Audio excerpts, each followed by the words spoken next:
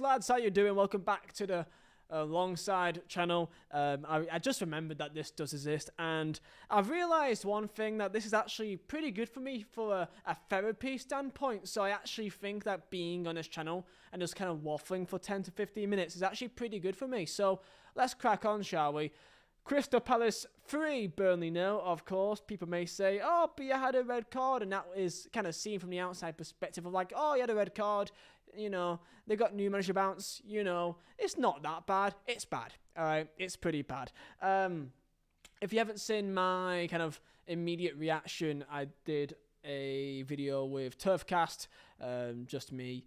If you do want to watch that for my kind of immediate passion, anger, everything, go and watch that. Feel free. Great lads over at Turfcast. But this is for a sort of, you know, much more, you'd like to think, relaxing and, you know, with some hindsight and some context added to it, to look back on the situation of the game. And it's not helped at all, really. So look, I can't really talk too much about the game because realistically there's not much to really say. My main issue right now is the fact that I don't know what company is seeing that we all aren't, that we are all seeing. I don't know what is the disconnect here. We can all tell from the last month or so that what we are doing is not really working. We're not really creating chances too much. We're not really taking away the chances. We don't feel comfortable on the ball whatsoever. I don't know what our real passages of play is. What is our kind of, you know, when I say to you, close your eyes and think, this is how Burnley is going to play, and like how we are going to attack, and say, close your eyes, you can think of it. I don't know. I don't know what to think. You know, I don't know. Like, I don't know what is our style. We used to be a possession-based team, but turns out we're not good enough for that. So then are we now a counter-attacking team? Well, I don't really think so. I think we are, but we're not good enough to do that either. So I don't know what we are. And look, I said it on the instant reaction, but the insistence of playing James Trafford is going to kill it for me. And for me, James Trafford, even though he does feel like a scapegoat, epitomizes this entire season, this entire Vincent Kompany AOK project of buying these young players with no experience, with high fees, and just expect them to do well in Premier League. Name me one goalkeeper that's below the age of 22 that's great in Premier League. There's pretty much none. Really, I mean, there's maybe one or two outliers here or there, but you are relying on the foundation of a Premier League team that's shaky as anything. It is bonkers. So look, it's not even for the sake of I think he's the main reason that we are in this situation. I do think he makes mistakes like he did yesterday again. However, it's just a case of if you weren't performing, then your position will be taken. That threat of you losing your spot, I think matters. That competitive edge, I think matters. Having Muric come in, I think matters. That if you aren't performing, there's someone behind you breathing down your neck to take your spot. And we just don't seem to have that whatsoever. It feels like no matter what you do, you just started. I'm Dooney. It's okay, mate. You've done nothing for like 3 months now, but it's completely fine. You start anyway. What does that say to the entire team? And look, right, I think we can tell for minute 1 this year that we are overrun in the midfield completely. We need to play 3 men in midfield. I don't understand. I mean, I did understand, you know, we started much more attack-minded. We went to a 4-4-2 to try and be a bit more solid. Issue is playing Sander Berg and Browner together is a mishmash in both scenarios. Josh Brownhill isn't a DM really, or even a CM in the most part, and neither is Sander Berg. Sander Berg is like more of a number 10, and Brownhill is also more like a number 10. They're both kind of more creative and much more effective high up the pitch. They aren't too good to drop deep and link up play. Berg can do that to an extent, but that's not his main trait, so you kind of are not utilising what he's best at. And same thing with Brownhill. I don't even know what he's good at really in the Premier League, so I don't know what to say with him. In the Championship, he's a very good technical player that can link up play and is pretty smart on the ball. But in Premier League, it's way too much to ask for. So, you know, I don't know what really works with that. So, look, I don't know if there's Palace fans. Congratulations, enjoy your win. and the fact that I believe I saw a stat that Palace's last clean sheet was I think it was like 3 months ago. Against who? You guessed it, Burnley. Which I was surprised because I thought Crystal Palace was pretty good actually at defending, a very good, solid, structured team. No, apparently they've actually been conceding in every single game other than 2, both against Burnley. Which, by the way, with an XG of this game of 0.05. And before I get people saying, yeah, but you had 10 men, look at the first 30 minutes of the game. We were not in it. Not even one bit. Not a single shot on target. I think it was 30% possession. It was all Crystal Palace. And really, if they had some clinical edge, they would have been 2-3-0 up in the first 10 minutes. We stood no chance in that game. And seeing Vincent Kompany right in the presser, just non-stop talk about officials, non-stop talk about the red card, which, yes, the red card played a factor, but we lost that game due to the fact that nothing changed in the lineup that made any sense. You insisting on playing Trafford lost us that game. Absolutely. Like, change something. You've got to, at some stage, Kompany, mate, you've got to make a big ballsy move. You've got to take out one of your main players, or in your mind, and change something, change the system. In my opinion, take out Amdouni, put in Cullen, 3-man midfield. Now, with Brownhill out, I mean, this is what I would have done anyway, but Cullen, Berg, and Johan Berg Gudmundsson as a number 10. That can also drop deep as well. If you don't like that, you think that's not good enough, I would have said maybe Cullen, Brownhill, and then also Berg as a number 10. Whichever way you want. I think that having a 3-man midfield makes more sense. But look, Brownhill's now out for a couple of games, so at least now we'll see Cullen. I thought Cullen was actually pretty good when he came on, actually. I thought he actually did very well. So let's see him a bit now. And right, I did an exercise, okay? Because the idea of the fact that we're going to go back down and then go and win the league and get promoted is, for me, it's blind hope. It's blind faith, and I'll show you why, okay? Because, yes, Vincent Kompany now knows the league a lot more because he won it. We played great football last year with a team that looked amazing in Championship but now looks dire. And when we do play a team that is ideally a Championship team, we beat them 5-0. So, look, even though this team is completely sucked out all the confidence, there's no confidence in this team whatsoever. So the players that would be playing pretty good football are just not on it right now at all. I did this, right? This may look like a complete mess, right? But hear me out. My main concern is 3 things. Number 1, the players that is seen as our old guard, so the older players in the team. So really, that means Josh Brownhill, Charlie Taylor, Jack Cork, Jay Rodriguez, Johan Berg Gudmundsson. All these 5 players that are seen as our old guard and the last remains of the Sean Dyche Burnley, every single one of them is out of contract in the summer. Every single one. And I can tell you, Cork won't be getting a new contract. I'll tell you that J-Rod won't be getting a new contract. And I'll tell you that maybe Johan may get a new contract, but I doubt it because I think he's 32 now or so. And he doesn't really fit the AOK Vincent Kompany model, whatever that is now. So then really you got Brownhill that could get a new contract, maybe. But realistically, I don't know if he should. And then Charlie Taylor as well. I think Brownhill will, because I think he'd be good in Championship. But after this year, I would not be surprised if he wants to leave. And then Taylor, again, I doubt it because he's aging a bit now. However, we have no left backs due to how stupid we are at recruitment in the summer. So maybe he'll have to stay. But look, Taylor wasn't even seen as good enough for the Championship last year. He was seen as a backup player to sub on. So I doubt he'll want to go back down next season. I doubt it. So really, it's just Brownhill that I would be okay giving a contract to, but I would not be surprised if he wants to leave in the summer. So then that's all the old guard gone. The foundations of Burnley completely gone in 2 years. Okay, what's next? The new players. The new players that was bought for some majority of big money. What's going to happen to them? Well, some of them are going to be seen as some sellable assets, okay? Some has done enough or may still have got something about them that maybe a team can give them a go. These players are the likes of Odobert, the likes of Koleosho, the likes of maybe Sander Berg as well.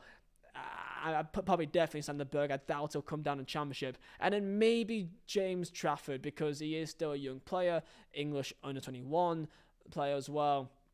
Even though we won't get the 19 mil we paid for him, maybe 5 mil. So I think that he could develop in Championship with us, but I would not be surprised that if we do get an offer, we'll bite onto it. Because I think if we do get any offers for really any players, I think they're fair game to go. So most of our new players will not be here. Trezor, no chance is he playing in the Championship. Amdouni, no chance is he playing in Championship. Who else is new? Redmond, I think he was bought properly. Why is he even here? He's been disrespected and not even being given a chance. Of course, you can read it all and my kind of reasonings why. And then there's which new ones are still here? Delcroix, I think, would stay because he's he'd be probably alright in Championship, to be fair. Who else is there? Vigouroux, I don't think is even a real person. I've not seen him once this entire year. And then Aaron Ramsey, who now because he's injured, he's not really a sellable asset. No one will come in for him really, so he'll likely stay for next year. And we'll probably do pretty good in Championship, actually. So then, those are the new players. Maybe there's one or two more, like Lawson. And also other loanies as well. I think Steve maybe will have a clause that he can get signed on in the summer. I'm not too sure. So I think there's an obligation to stay clause, but don't hold me to that. If not, then he'll be gone. Asinghan will be gone. Fofana will be gone on loan, obviously. Lawson, of course, is gone because he's on loan. So then really, there's the players that was here last season. And I'm looking at them, right? So, of course, green, the players that I think will stay. And yellow, the ones that could stay but are sellable assets potentially, and orange, I'm not really too sure. Or contract ends in the summer. So, like Muric, right? Muric, disrespected since day one Premier League. Why would he want to stay when he got us up in the first place, part of that team, and then was just thrown away to the bin, basically? Same thing with Anas Saruri. Why would he want to stay when he was thrown away to the bin? Manuel Benson. Why would he want to stay when he was thrown away under the bus from day one and not being given a chance? Why would he want to stay? Right? And then the rest of them, of course, mainly defenders. Vitinho, I think, will stay. Jordan Bay, I think, will stay because injuries ruined his year. Alderkiel, maybe Ekdal, but I wouldn't be surprised if someone comes in for him, maybe. Cullen, I think, will stay despite not really playing enough this year. I think that he's quite well connected. Got a good relationship with Vincent Kompany, so I doubt that he'll want to go. And then there's like the likes of like Obafemi and Twine that we loaned out. I think maybe they'll just stay on for the next year. I'm not too sure.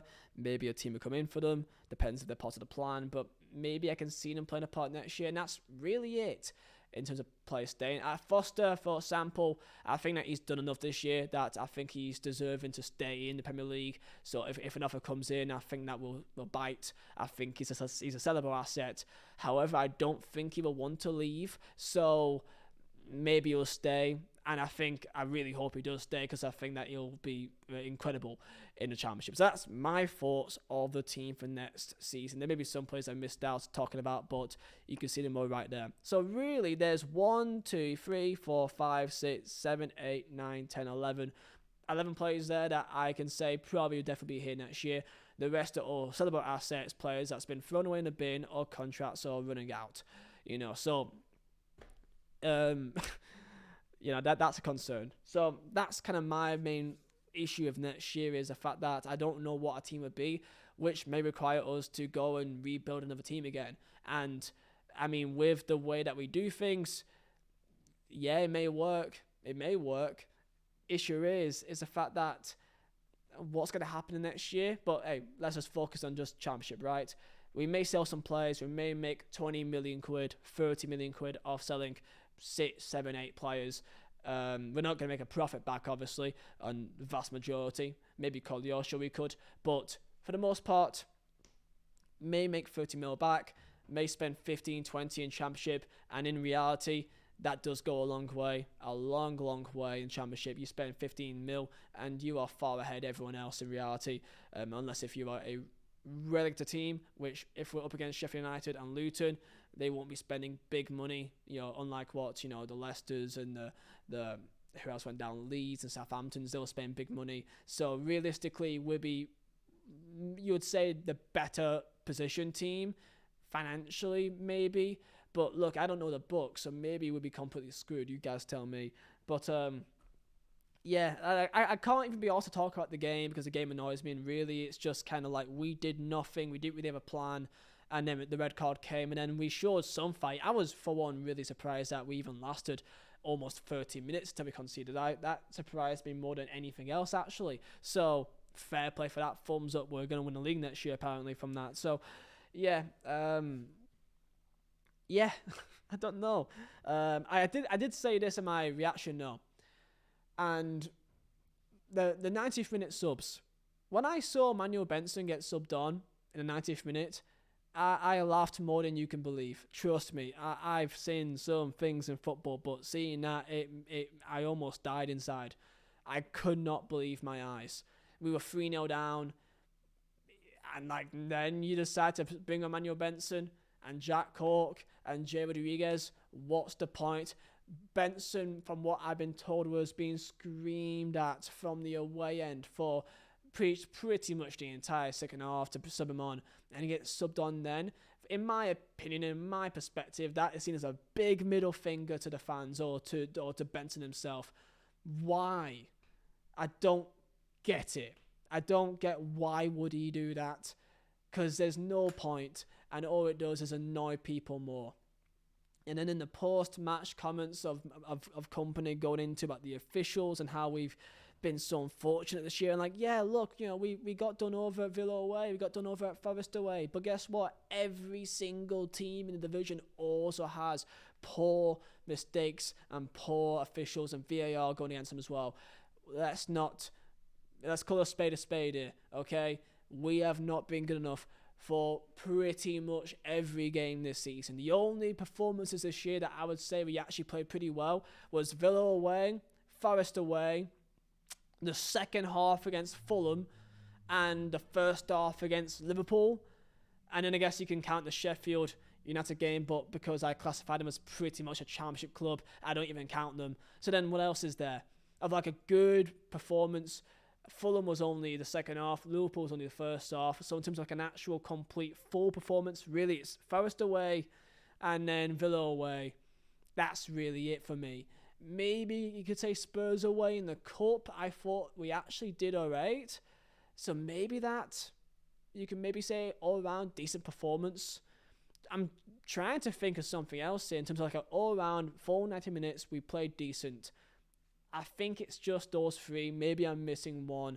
You guys tell me. You can maybe say Brighton away. We got a point, but realistically, we would have lost that game without some decent saves in the end. And we were just kind of clinging for our lives in that entire second half. I don't think we had a single chance that entire second half, really. So, yeah. Maybe Liverpool away, you could say, was decent considering we gave ourselves a chance at least. But yeah. This is where we're at. We're going down, obviously, but I want to go down with a fight, not with a whimper, and that's what is happening here. But I do apologise if you're a Palace fan and you expected me to talk much about your club. That's kind of, I don't really see a point, to be fair, but you guys will be fine. You guys have some great young talent over there, so best of luck for the season. But yeah, I'll see you guys later on. See ya.